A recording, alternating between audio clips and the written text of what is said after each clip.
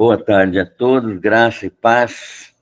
Vamos dar início ao estudo da carta do apóstolo João, a primeira carta, no capítulo 2, dar sequência ao estudo que vem sendo feito já há alguns sábados, né?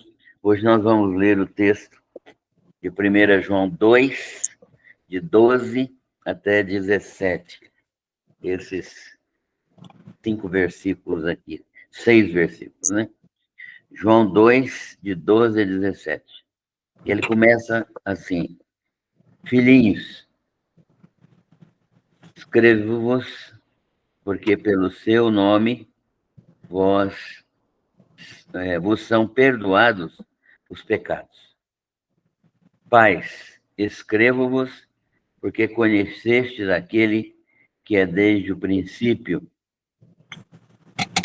Jovens, escrevo-vos, porque vencestes o maligno. Eu vos escrevo, filhos, porque conhecestes o Pai.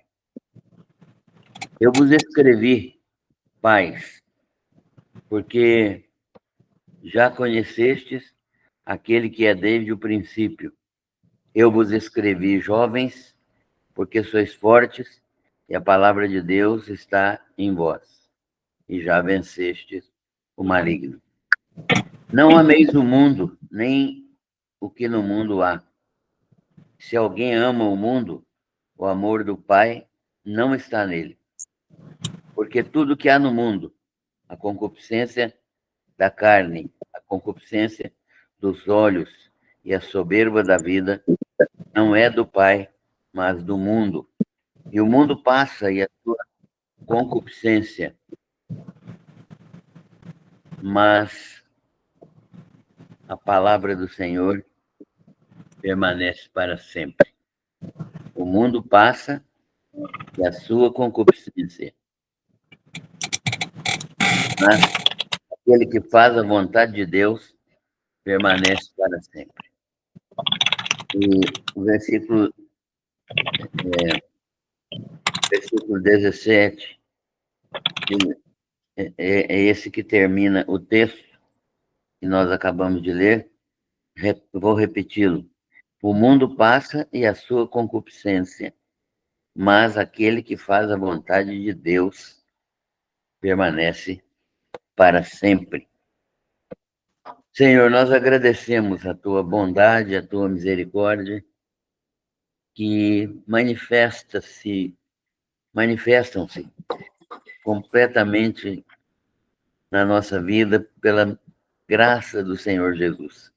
Como é bom saber que o Senhor nos tem escolhido em Cristo Jesus para vivermos uma vida que glorifica o teu nome e para aguardarmos do céu a viva esperança da segunda vinda do Senhor Jesus, quando nós também seremos transformados e seremos como Ele é. Tal como Ele é, o veremos, diz a Escritura. Nós te agradecemos por isso e nós te louvamos pela vida das pessoas que estão participando conosco. Abençoa-nos no estudo da palavra. Nós oramos e agradecemos em nome de Jesus. Amém. Muito bem. Um texto pequeno, curto, mas é um texto que a gente precisa desenvolver, pensar com profundidade. Nós vimos na semana passada como Deus lida com os pecados cometidos pelos cristãos. Caso isso aconteça, né? Caso aconteça que a gente peque, e é claro que a gente peca, né? Então, nós temos um advogado junto ao Pai, que é Jesus Cristo, o justo. Jesus Cristo, nosso Senhor e o nosso Salvador. E nós estamos aqui recebendo mais pessoas, então vamos nos orientar melhor aqui. Então, nós estamos diante de um fato que é real, que é o pecado na vida do crente. Não deveria acontecer, né, se nós fôssemos cheios do Espírito Santo, dirigidos pelo Espírito Santo, mas muitas vezes a carne predomina e ainda cometemos algum tipo de pecado. E quando isso acontece, a palavra que João nos traz da parte de Deus é que nós temos um advogado junto ao Pai, que é Jesus Cristo, o justo, porque estamos em Cristo e Ele é a propiciação pelos nossos pecados, é o sacrifício de valor amplo, englobando todos os pecadores que nele creem. Então, Deus propôs Jesus como sacrifício de completo valor, de total valor pelos nossos pecados, podendo atingir potencialmente todas as pessoas do mundo, mas atingindo eficazmente apenas aqueles que são eleitos e que creem no Senhor Jesus como Senhor e Salvador. Então, nós sabemos que esta provisão de Deus é uma provisão que vai nos livrando diariamente de todo pecado. E nós confessamos os nossos pecados, não para nascermos de novo, para sermos novamente salvos, mas para restaurar a comunhão que nós perdemos quando pecamos com o nosso Pai. Porque estamos em Cristo e nós, sendo colocados em Cristo, temos a propiciação pelos nossos pecados, que foi proposta pelo próprio Deus, pelo sacrifício da cruz, que é de valor amplo e que engloba todos os pecadores que nele creem e que têm convicção, que sabem disso, né? E como é que nós podemos ter convicção disso? Nós sabemos que o conhecemos, né, por relacionamento pessoal íntimo. A vida cristã se estabelece nesta condição de relacionamento pessoal íntimo. Por isso que religião é diferente de conhecer Jesus. Né? Muita gente tem uma religião, tem uma religiosidade evidente, marcante, uma religiosidade até admirável do ponto de vista meramente humano, mas elas não têm uma vida de relacionamento direto com o Filho de Deus, com Jesus Cristo, e isso, então, não garante que elas tenham salvação por causa dessa falta de relacionamento pessoal. E esse relacionamento pessoal íntimo com Deus é porque nós o conhecemos. E como é que nós o conhecemos? Porque Ele nos conheceu. Ele nos conheceu e se revelou a nós. Então, o fato de nós nos colocarmos diante de Deus como filhos não é um fato que se origina em nós, mas se origina em Deus. E é Ele quem se revela a nós e estabelece esse relacionamento de filhos quando Ele nos regenera. Então, todos nós que somos crentes em Jesus Cristo, somos regenerados, ou seja, nós somos gerados de novo, gerados de novo espiritualmente. Temos uma vida espiritual, a vida de Cristo, pela regeneração que é operada pelo Espírito Santo. Aquela regeneração que nos faz novas criaturas, que nos dá novo interesse, nova visão, nova disposição e novo ânimo para viver uma vida que glorifica a Deus. Quem passou por essa experiência pode olhar para trás e ver o antes e agora o depois dessa experiência. Antes a gente não tinha nenhum interesse em servir a Deus, em viver na presença de Deus. A gente buscava satisfação apenas do nosso ego, da nossa concupiscência, né, dos nossos desejos, da satisfação dos nossos desejos, da nossa sensualidade. Mas, depois da conversão, nós, regenerados, buscamos um outro tipo de relacionamento, porque Deus se relaciona conosco paternal e filialmente, né? Paternalmente da parte dele, filialmente da nossa parte, que é pelo fato de estarmos em Cristo Jesus. Então, a nossa filiação é em Cristo, porque nós estamos em Cristo. É que Deus nos considera filhos, né? A vida de Cristo está em nós. Nós estamos em Jesus. Estar em Jesus aqui significa estar debaixo da sua autoridade, significa estar debaixo do seu domínio, significa estar confiante no seu trabalho, na sua obra redentora, significa estar completamente submisso ao seu domínio, ao seu senhorio. Isso é aquilo que se estabelece nesse relacionamento que é muito difícil de ser entendido por quem não é regenerado. Então, só os regenerados é que compreendem esta questão. E, deste modo, todos os pecadores que creem, têm convicção disso, sabem que conhecem a Deus e têm um relacionamento pessoal íntimo com Deus, guardando os mandamentos. Isto é, ninguém guarda os mandamentos para ter um relacionamento com Deus. Aqueles que têm um relacionamento com Deus é que guardam os mandamentos. Essa que é a dinâmica desse novo nascimento, né? Aqueles que não é guardar os mandamentos, andar em obediência a alguns mandamentos, que me dá um relacionamento novo com Deus. Mas é o relacionamento novo com Deus, quando Ele me regenera e me dá essa graça de ser filho dele, é que me transforma os relacionamentos.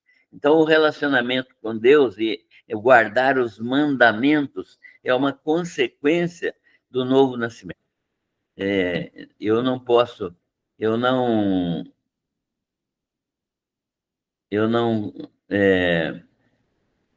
pratico a obediência aos mandamentos para ser filho de Deus. Eu sou filho de Deus e então, por causa disso, eu pratico a obediência aos seus mandamentos. E fora disso, não há possibilidade. Quem não é filho não consegue praticar esses mandamentos de Deus. Só aquele que é filho, que é por causa do Espírito Santo regenerador na pessoa, né, habitando a pessoa, é que ele pode, cheio do Espírito, andar em obediência à palavra de Deus. Então, sem essa presença do Espírito Santo, é praticamente impossível fazer aquilo que Deus deseja, que é guardarmos a sua palavra. Quem guarda a palavra de Deus, os seus mandamentos, este conhece a Deus e Deus é dele conhecido, né? Então, quem conhece a Deus e se relaciona pessoalmente com Deus é aquele que pode guardar os mandamentos de Deus. Muito bem. E João, então, está apresentando alguns testes para a identificação do verdadeiro discípulo. Alguns testes que João apresenta aqui no seu texto para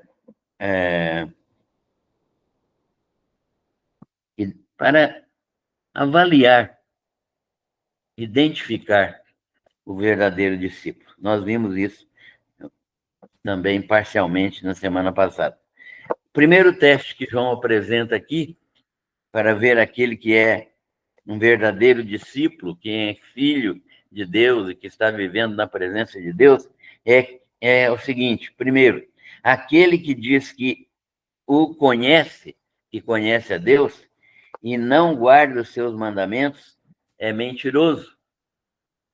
Então, uma pessoa que diz que é crente, que diz que é regenerada, mas não vive de acordo com a palavra de Deus, ela é mentirosa, mentirosa.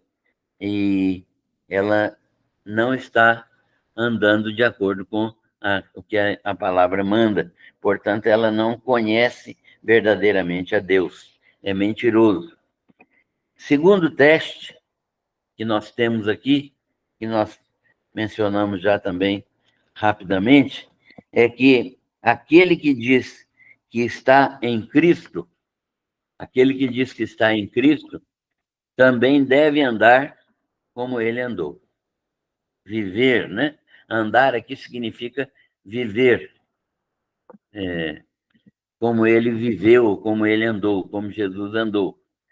Então, um modelo nosso é a pessoa de Jesus Cristo, e todo aquele que confessa Jesus Cristo, todo aquele que diz que está em Cristo, também deve andar como ele andou, porque quem está em Cristo tem Cristo na sua própria vida por meio do Espírito Santo.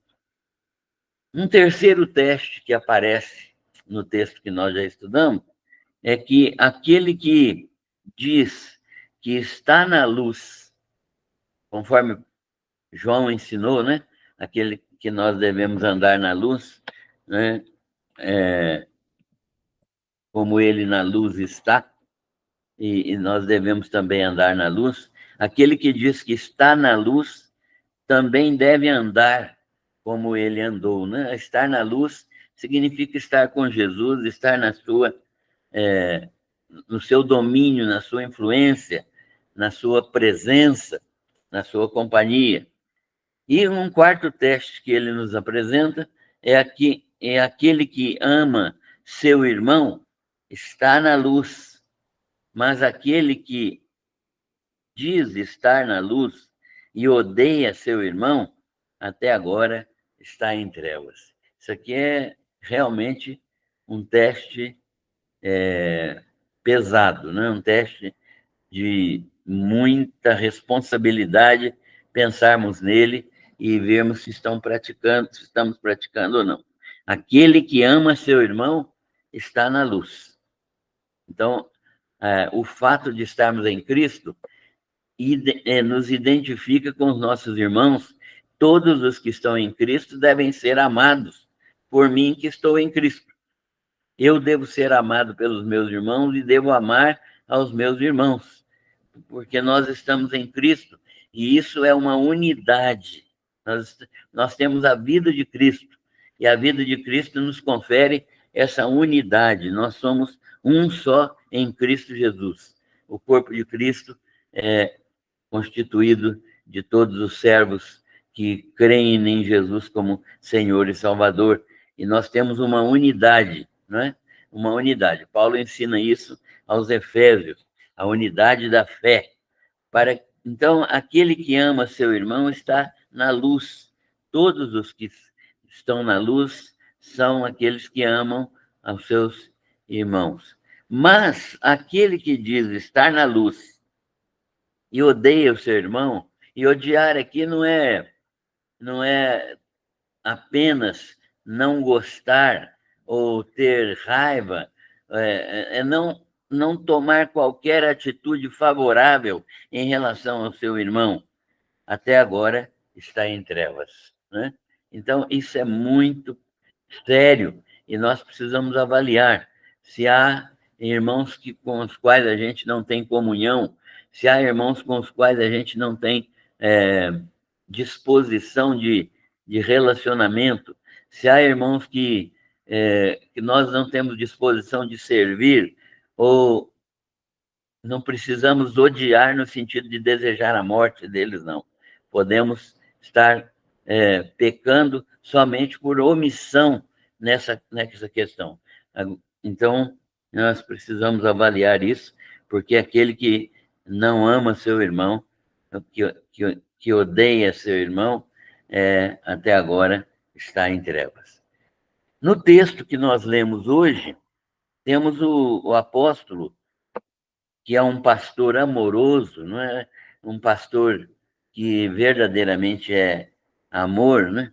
Que tem cuidado com suas ovelhas, exercendo a sua função de líder espiritual com carinho paternal. O apóstolo João, no final depois que ele assumiu esse ministério pastoral em Éfeso, ele era conhecido como o apóstolo do amor. Tal carinho, tal amor genuíno que ele tinha pela igreja, pelos irmãos, pelos seus discípulos, chamando-os de filhinhos. Os irmãos podem ter observado aí na leitura que ele chama aos seus, as suas ovelhas de filhinhos. É uma manifestação do amor, né? Nesse texto que nós lemos hoje, temos o apóstolo, então, manifestando esta disposição de amar as suas ovelhas, né? Com um carinho paternal. A expressão filhinhos é uma expressão própria do apóstolo João, que denota, que demonstra uma intensa transformação.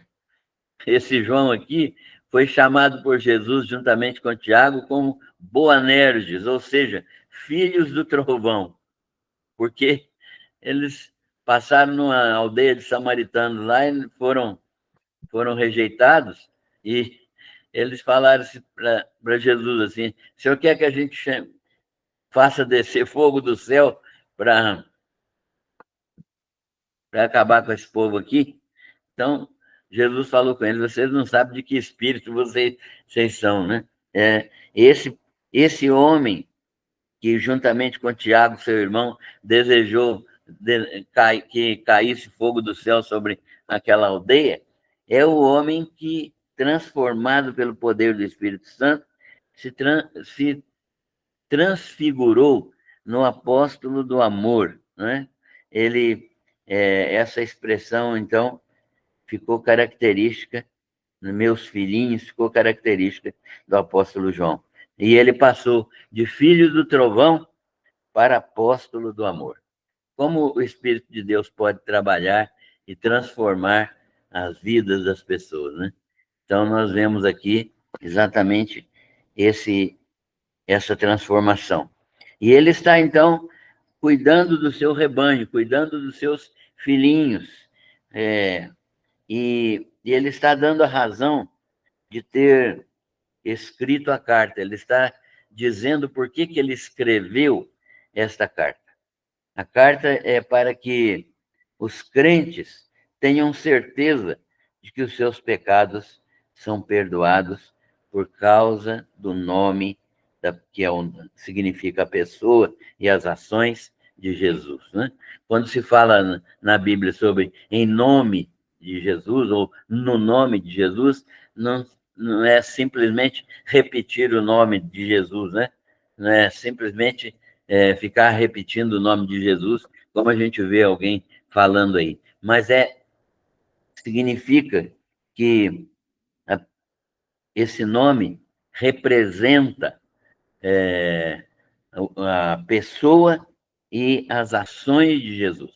Então, quando eu falo no nome de Jesus, eu estou dizendo que é na própria pessoa de Cristo. O nome tem esse significado no Novo Testamento, né? E ele também se dirige aos pais.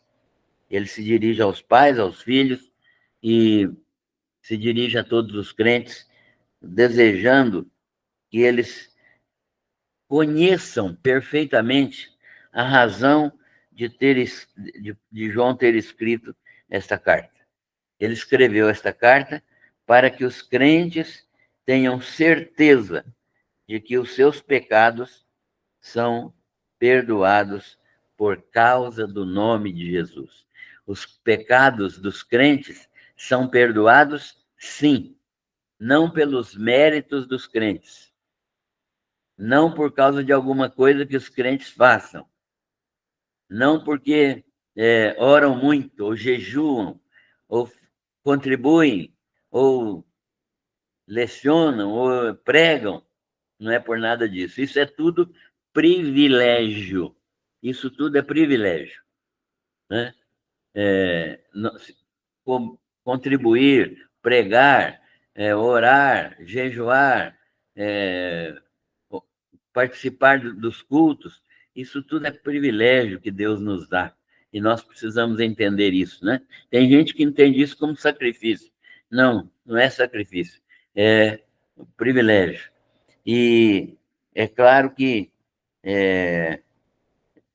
nós temos esse privilégio e nós não merecemos o perdão dos pecados. Mas ele nos perdoa por causa do seu nome. É por ele mesmo que ele nos perdoa. É por causa da sua pessoa, por causa de suas ações perdoadoras, por causa do derramamento do seu sangue e por causa da sua eternidade, né? Por causa da sua eternidade. Ele é um sacrifício perfeito, um sacrifício feito antes da fundação do mundo e um sacrifício completo, um sacrifício determinante, um sacrifício permanente, um sacrifício que Deus olha desde a eternidade e que Ele usa para manifestar a sua graça perdoadora, né? Porque o sacrifício de Cristo é absolutamente completo, é absolutamente cabal, definitivo, né? Perfeito, suficiente, ele é. Então, nós somos perdoados por causa do nome de Jesus, não é por causa de nada que nós façamos, né? Não nos somos salvos sem mérito e somos perdoados sem mérito.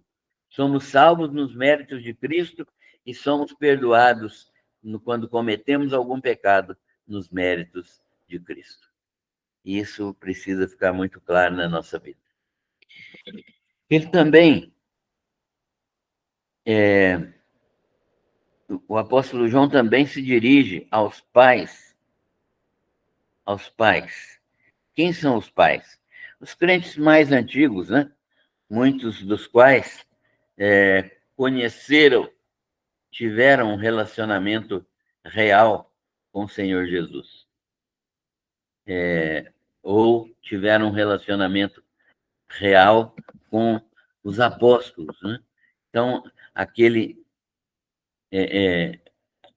crentes mais antigos que tiveram esse privilégio e que são os chamados pais, são os crentes mais antigos e que são o fundamento das congregações, né? Aqueles anciãos que estão presentes ali, os presbíteros, ele está escrevendo também para estes presbíteros. E porque muitos deles conheceram diretamente os apóstolos e alguns até conheceram o próprio Jesus. E o Senhor Jesus Cristo, então, foi apresentado para eles por meio dos apóstolos, e Jesus é aquele que é desde o princípio. João, então, está dizendo que os pais são bem-aventurados, né? Porque ele diz assim: eu vos escrevi, pais, porque já conhecestes aquele que é desde o princípio. Quem é que é desde o princípio? É o próprio Jesus, né? Aquele que é desde o princípio. E isso ele enfatiza no seu próprio evangelho, quando ele começa lá, no princípio era o verbo estava com Deus, o verbo era Deus, né? Ele estava no princípio com Deus, todas as coisas foram por ele criadas e sem ele nada do que foi feito se fez.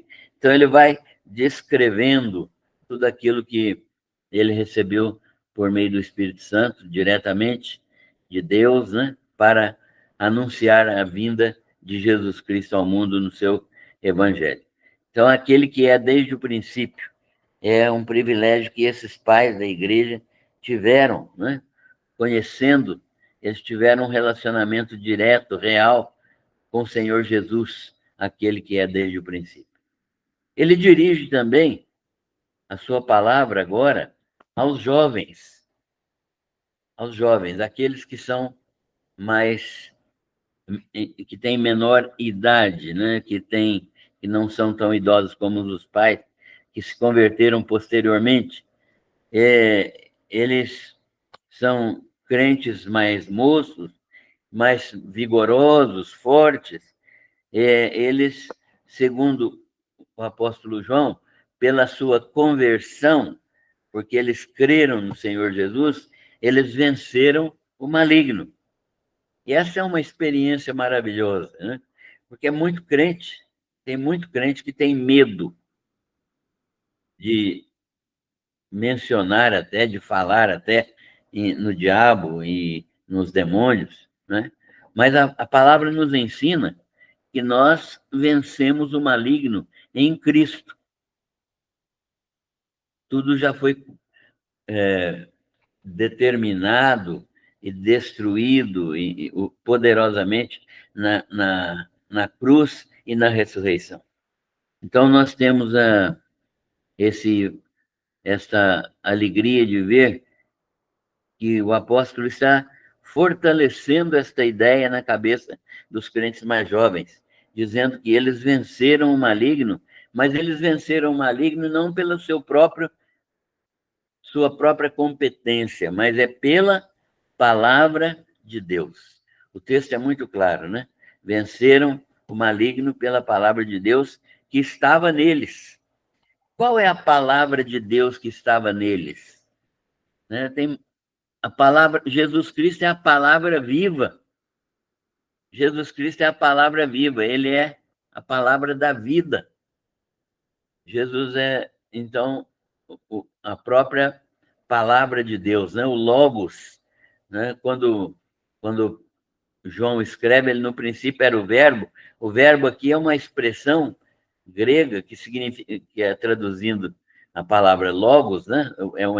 O verbo é uma expressão em português que traduz a palavra logos do grego, que é o verbo que significa ação, que é a palavra criadora de Deus, aquele que aquilo que o João está dizendo aqui é que pela palavra de Deus, né, que é o próprio Jesus, que é a palavra viva, e a palavra escrita, que ainda não estava completa, não tinha Bíblia ainda no tempo que João escreveu essa carta aqui, já tinha algumas cartas de Paulo sendo lidas nas igrejas, e algum dos evangelhos já tinha sido escrito, mas ainda não era sistematicamente um livro, né? Ainda não existia um livro como a Bíblia.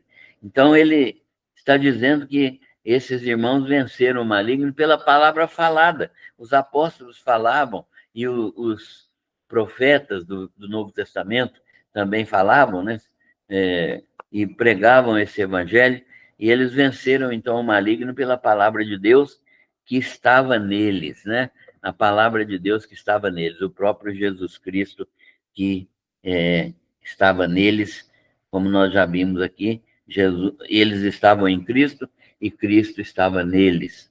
E essa comunhão deles com a palavra é que levou a vitória sobre o maligno.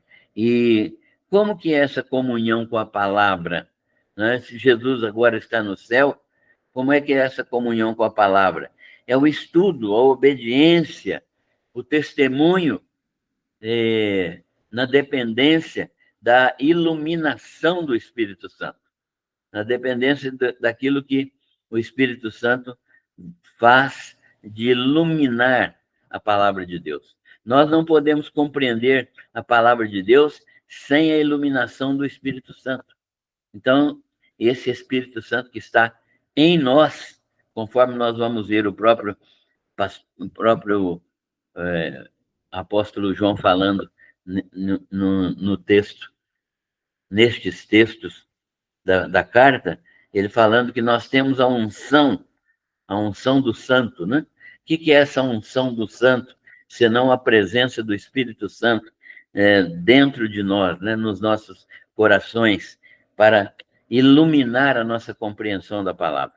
Então, essa comunhão com a palavra depende de estudo, depende de obediência e depende do testemunho, ou seja, não só estudar e obedecer, mas testemunhar, falar para os outros, demonstrar com a vida que nós somos filhos de Deus. E por último, João se dirige a todos, né? Ele fala filhos. Ele coloca em foco a relação dos filhos com o pai. O foco aqui é a relação filhos e pai. E esse foco demonstra que eles foram feitos filhos de Deus e conheceram o Pai. Feitos filhos de Deus, conheceram o Pai, herdando o seu nome de filhos de Deus. Deus operou essa bênção, então, né? Que todos eles se tornaram filhos de Deus pela ação filiadora de Deus, né? A ação que Deus operou por meio de Cristo, regenerando. Né? Nós já dissemos outras vezes, em outros estudos, que a salvação é fundamentalmente um ato pelo qual Deus nos regenera, nos torna filhos. Se Deus não nos torna filhos, ele não pode nos salvar, porque a salvação é decorrente da mudança de natureza. Eu sou um pecador perdido, morto espiritualmente, conheço Jesus e sou regenerado, sou transformado e recebo a filiação. Então, depois que eu sou regenerado e transformado e recebo essa filiação, Deus, então, me salva. É claro que isso tudo nós estamos separando essas fases porque para entendermos, um recurso pedagógico.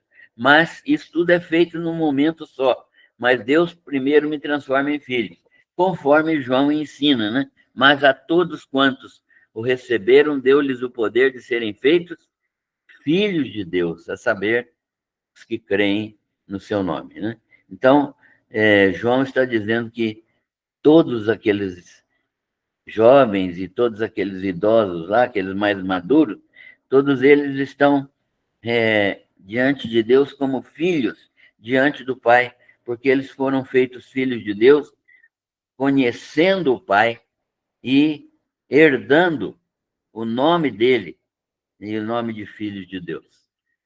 João, então, fala dessa herança maravilhosa que nós recebemos de sermos filhos de Deus, herdeiros de Jesus Cristo, co-herdeiros, né? Herdeiros de Deus e co-herdeiros de Jesus Cristo.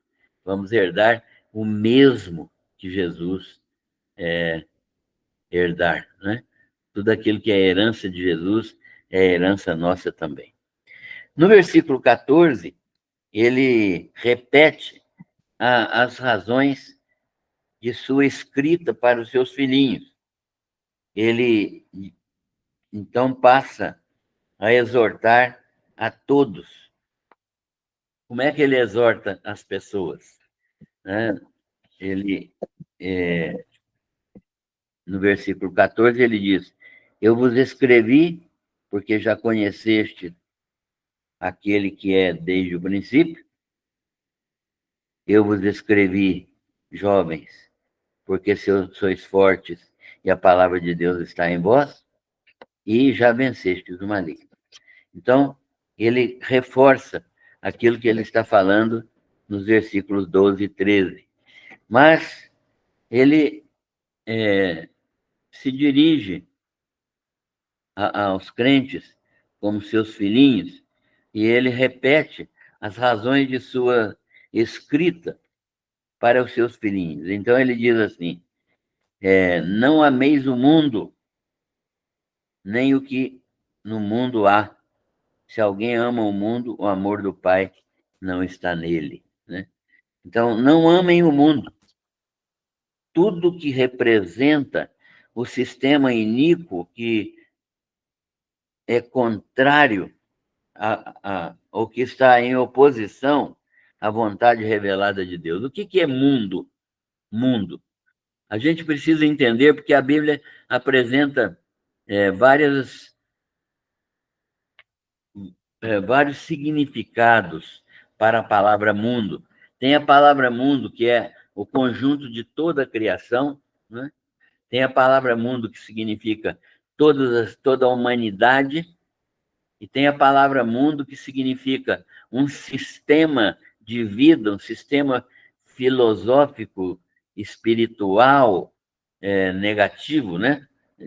Que é, que é oposto à vontade de Deus, é o padrão do mundo, é o padrão de satisfação da carne, de satisfação da sensualidade, o padrão de viver uma vida que não glorifica a Deus, que satisfaz apenas o ego, não é uma vida desprovida de sentido espiritual. Esse sistema que é regido por Satanás, que é contra Deus, né? Não somente separado de Deus, mas lutando contra Deus. Isso aqui é esse sistema, né?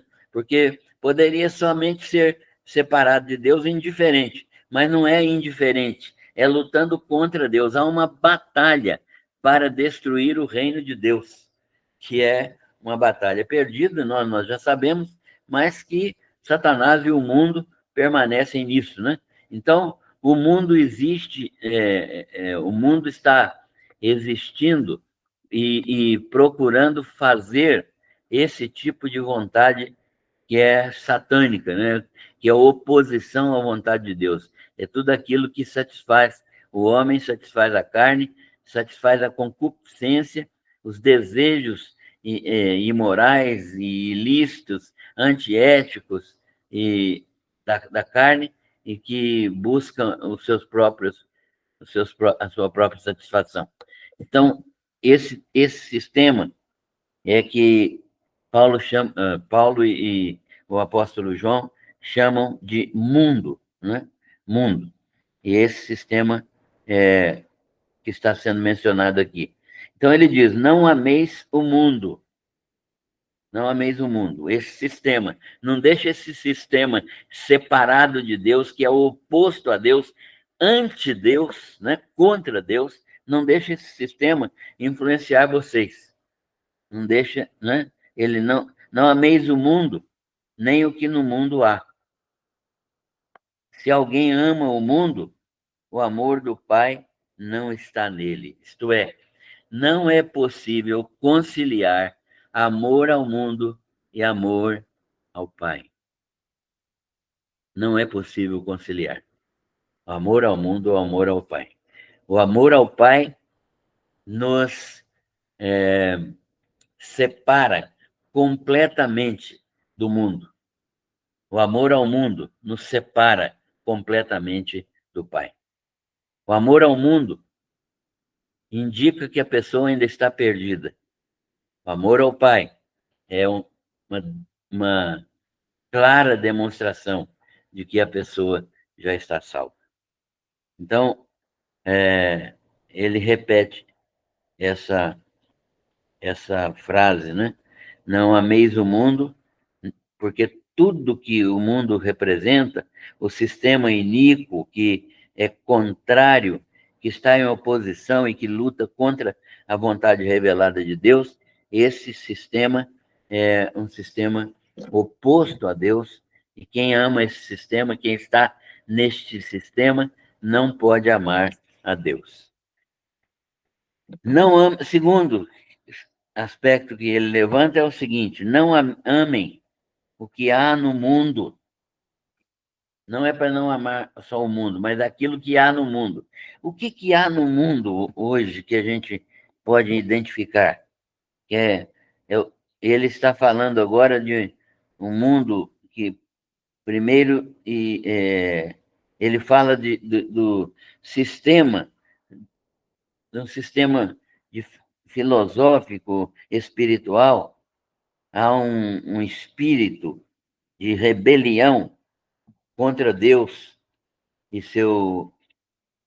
e os seus propósitos. Esse espírito de rebelião contra Deus é o espírito de Satanás, né? Lúcifer foi o primeiro a se rebelar contra Deus e a constituir um reino que é totalmente contra Satanás. Jesus mesmo afirmou que Satanás era o príncipe deste mundo, porque ele se levantou constituindo um, um universo contrário a Deus.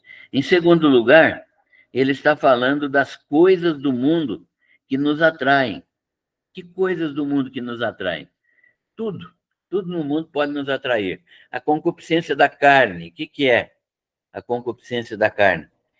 São aqueles desejos que nós temos de satisfação dos nossos apetites carnais, né? Comida, bebida, sexo, tudo aquilo que satisfaz a nossa sensualidade. E sensualidade aqui não está relacionada apenas com sexo, está relacionada com tudo que traz satisfação fora do plano de Deus. Fora do plano de Deus. O sexo não é problema, não é? No catolicismo romano se identificou muitas vezes essa sensualidade com sexo. O sexo é uma bênção que Deus deu para o homem, né? Para o ser humano. É uma bênção. E por meio desta bênção é que se cumpre aquela ordem que Deus deu a Adão e Eva: multiplicar, frutificar, multiplicar, reproduzir, né? Se não tivesse o relacionamento sexual, isso não poderia ser realizado. Então, o sexo é uma bênção diante daquilo que Deus tem estabelecido, daquilo que Deus tem determinado. Mas o uso inadequado, fora do padrão de Deus, fora do casamento, do matrimônio, e depravado, e com relacionamentos homossexuais, com relacionamentos zoofílicos. Então, isso tudo, né, sem padrão, com prostituição, fornicação, tudo isso é obra de Satanás, obra de Satanás. E é isso que, em segundo lugar, ele está falando. Coisas do mundo que nos atraem. Outra coisa que nos atrai é riqueza, dinheiro, sucesso, né? Poder ter aquilo que a gente quer, concupiscência dos olhos, né? Desejar, querer tudo aquilo que a gente vê, que tomam nossos sentidos e ocupam o lugar de Deus em nossas vidas, né? Às vezes até crentes, né? Eu conheço pessoas que se dizem cristãs, que amam a sua fazenda, amam o seu carro, amam a sua casa, amam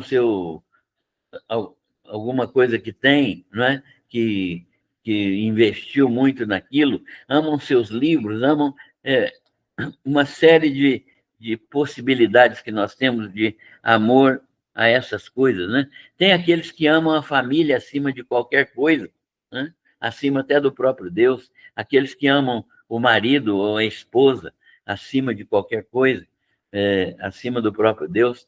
Então, não quer dizer que eu não devo amar a minha esposa ou a esposa não deva amar o seu marido, mas Deus está acima de todas as coisas, né? E nós devemos ocupar a nossa mente com as coisas de Deus e com o próprio Deus, o próprio Deus. Então ele explica que tudo que há no mundo e que é do mundo não vem de Deus.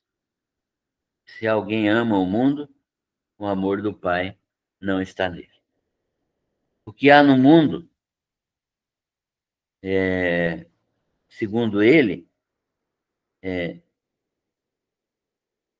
a concupiscência dos olhos, que é o desejo de possuir tudo aquilo que a gente enxerga, a concupiscência da carne, e a soberba da vida, né? Concupiscência dos olhos, concupiscência da carne e a soberba da vida. Concupiscência dos olhos é tudo aquilo que vem a nós de desejos exacerbados pela nossa visão. Concupiscência da carne é tudo aquilo que eu desejo, que eu sinto necessidades pelos instintos não controlados pelo Espírito Santo da minha carne. E a soberba da vida é eu desejar estar no topo, acima de todas as coisas e fazer tudo para ter sucesso, para ter riqueza, para ter preeminência acima de todas as coisas. Então, isso tudo não é do Pai, mas é do mundo. Se ninguém,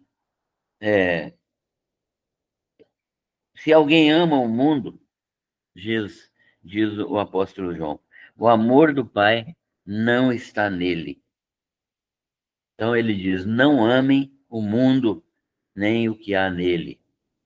É por isso que Jesus já nos ensinou, né, que aquele que ama as riquezas nunca se fartará delas, né? Buscar em primeiro lugar o reino de Deus e a sua justiça, e todas as demais coisas, tudo aquilo que é necessário, né? Necessário, vos serão acrescentadas. As demais coisas vos serão acrescentadas. O mundo vai passar, segundo o apóstolo João. Vai chegar um tempo que esse mundo atual vai passar, ele vai deixar de existir para um novo céu, uma nova terra, um novo mundo. Sua concupiscência também, né? Vai passar, vai chegar um tempo em que isso que é corruptível, que é o nosso corpo, se revestirá de incorruptibilidade, e isso que é mortal, nosso corpo, se revestirá de imortalidade. Nesse dia nós estaremos ressuscitados com Cristo e nosso desejo puro, santificado, será a glória de Deus para sempre na eternidade. Então o mundo vai passar, sua concupiscência também, mas aquele que faz a vontade do Senhor permanece para sempre. Permanece para sempre. Então, nós concluímos, né, que o verdadeiro evangelho é extremamente exigente. O verdadeiro evangelho é uma nova vida que transforma o ser humano em alguém que pratica o amor e que abandona definitivamente o mundo. O mundo não pode nos oprimir, né? Paulo fala isso aos Romanos, dizendo: e não vos conformeis com este mundo, mas sede transformados, né? Sede transformados, que tenham a mente transformada para experimentar a boa, agradável e perfeita vontade de Deus. Então, eles estão coerentemente unidos, né? João e Paulo, porque o Paulo também está dizendo isso, que João diz, né? O verdadeiro evangelho é exigente, né? Ele transforma o ser humano em alguém que pratica o amor, mas que abandona definitivamente o mundo. Vive no mundo, mas não é do mundo, né? Vive fazendo aquilo que Deus deseja e não fazendo as coisas que vêm do mundo. Isso é o texto de versículos que nós lemos hoje, né? Esses textos do versículo 12 ao versículo 17. E nós vamos, na próxima semana, se Deus permitir, estudar o restante do capítulo, desse segundo capítulo da primeira carta do apóstolo João. Que Deus nos ajude, nos abençoe, para que nós possamos ser praticantes, né, dessa palavra, vivendo uma vida que glorifica a Deus, vivendo de acordo com a vontade de Deus, sem qualquer tipo de restrição, né, a fazer aquilo que Deus deseja, com alegria, com satisfação, com uma verdadeira disposição de servir a Deus, nos alegrando nas coisas de Deus, né? Não fazendo nada com peso, com tristeza, com preguiça, com cansaço, com indisposição, mas tendo sempre o desejo de estar fazendo aquilo que nós sabemos que glorifica a Deus. Deus abençoe a todos.